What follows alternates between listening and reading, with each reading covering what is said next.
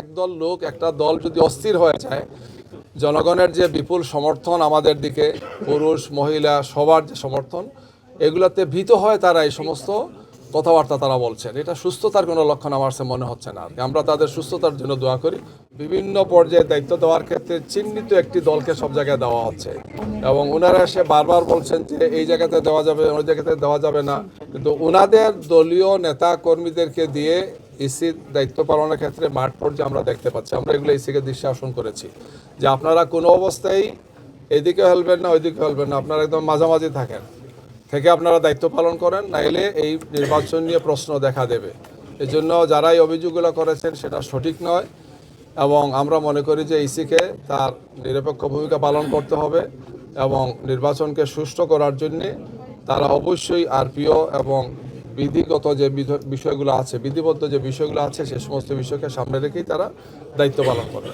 আমরা দেখতে পাচ্ছি যে দুটো বড় ঘটনা, বিশেষ করে শরীফ ওসমান আদির হত্যাকাণ্ড 12 ডিসেম্বর আপনারা জানেন, আর গত 28 তারিখ আমাদের আরেকজন ভাই শেরপুর জেলার একটা উপজেলার সেক্রেটারি রেজাউল করিম, হাফেজ রেজাউল করিমকে হত্যাকাণ্ড, দুটো এই হত্যাকাণ্ড সহ যে ঘটনাগুলো ঘটেছে, এটা লেভেল প্লেইং ফিল্ড এবং একটি সুন্দর শান্তিপূর্ণ নির্বাচনের পক্ষে মারাত্মক ধরনের অন্তরায়।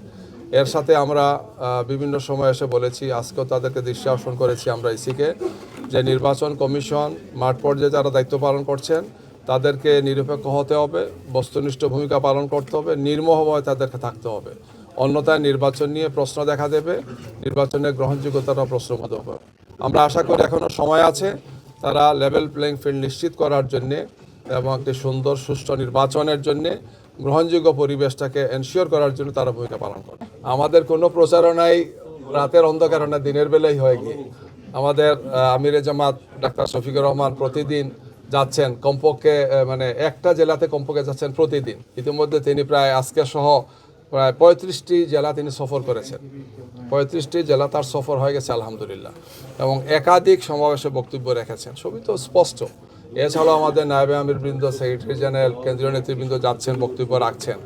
এই সমস্ত কথাগুলো ইলেকশনকে, নির্বাচনকে প্রশ্নবিদ্ধ করার জন্য একদল লোকের বা একটা দলের আমি মনে করি যে একটা অপপ্রয়াস, এটা মোটেই সঠিক নয়। আমরাও অনেকগুলো অভিযোগ করেছি, আমরা ইসিকে দৃষ্টি আকর্ষণ করেছি যে ইলেকটোরাল কমিটি সহ জুডিশিয়াল ম্যাজিস্ট্রেট যারা আছেন বা আরও যারা দায়িত্বে আছেন, আমরা অনেক ক্ষেত্রে দেখতে পাচ্ছি যে কার্যকর কোনো ভূমিকা নিচ্ছেন না। ওনারা নোট নিয়েছেন, বলছেন যে আমরা এই সমস্ত বিষয়গুলো যেখানে যেভাবে বলা উচিত, ইলেকটোরাল কমিটিকে তো আবার ইসি গাইড করতে পারে না, যেহেতু এটা বিচার বিভাগীয় বিষয়।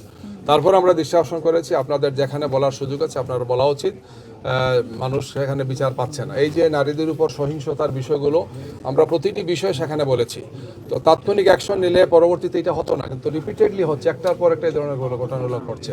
তো এক্ষেত্রেও ইসির পক্ষ থেকে তারা ভূমিকা পালন করবেন।